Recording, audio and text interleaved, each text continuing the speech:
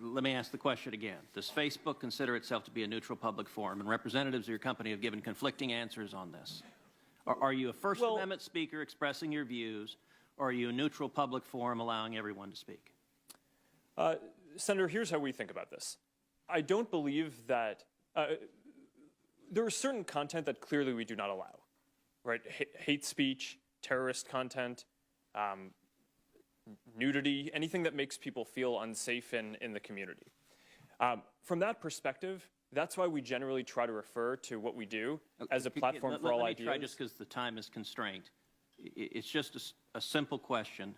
The predicate for Section 230 immunity under the CDA is that you are a neutral public forum. Do you consider yourself a neutral public forum, or are you engaged in political speech, which is your right under the First Amendment? Well, Senator, our goal is certainly not to engage in political speech.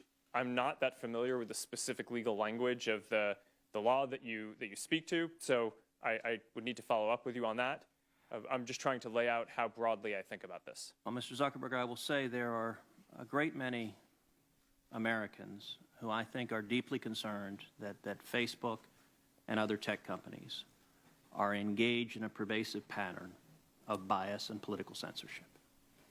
There have been numerous instances with Facebook.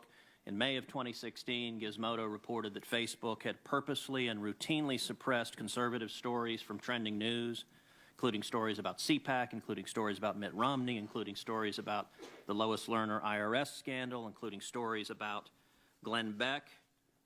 In addition to that, Facebook has initially shut down the Chick-fil-A Appreciation Day page, has blocked a post of a Fox News reporter, has blocked over 24 Catholic pages, and most recently blocked Trump supporters Diamond and Silk's page with 1.2 million Facebook followers after determining their content and brand were, quote, unsafe to the community.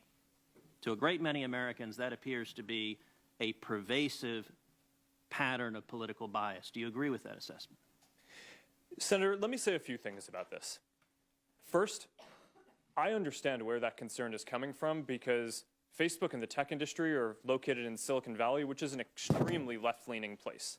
And this is actually a concern that I have and that I try to root out in the company, is making sure that we don't have any bias in the work that we do. And I think it is a fair concern that that people would at least wonder about. Let me ask this question. Are you aware of any ad or page that has been taken down from Planned Parenthood? Senator, I'm not, but let me just... How about MoveOn.org? Sorry? How about MoveOn.org? I'm not specifically aware of those. How about cases. any Democratic candidate for office? I'm not specifically aware. I mean, I'm not sure. In your testimony, you say that you have 15 to 20,000 people working on security and content review. Do you know the political orientation of those 15 to 20,000 people engaged in content review? No, Senator. We do not generally ask people about their political orientation when they're joining the company. So as CEO, have you ever made hiring or firing decisions based on political positions or what candidates they supported? No. Why was Palmer Luckey fired? That is a specific personnel matter that seems like it would be inappropriate to speak to here. You just made a specific representation that you didn't make decisions based on political views. Well, is that accurate? I can commit that it was not because of a political view. Do you know of those 15 to 20,000 people engaged in content review, how many, if any, have ever supported financially a Republican candidate for office? Senator, I do not know that. Your testimony says it is not enough that we just connect people. We have to make sure those connections are positive.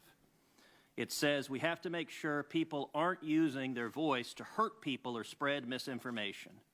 We have a responsibility not just to build tools, to make sure those tools are used for good. Mr. Zuckerberg, do you feel it's your responsibility to assess users whether they are good and positive connections or ones that those 15 to 20,000 people deem unacceptable or deplorable? Senator, you're asking about me personally? Facebook.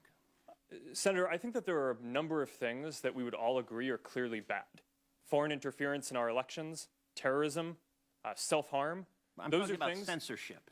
Oh, well, I think that you would probably agree that we should remove terrorist propaganda from the service. So that, I agree, I think is clearly bad activity that we want to get down. and we're generally proud of how well we do at that. Now, what I can say, and I do want to get this in before the end here, is that I'm very committed to making sure that Facebook is a platform for all ideas. That is a very important founding principle of what we do. We're proud of the discourse and the different ideas that people can share on the service. And that is something that, as long as I'm running the company, I'm going to be committed to making sure is the case. Thank you. Thank you, Senator Cruz. Do you want to break now? Or you want to keep going? Sure. I mean, that was pretty good. So, all right.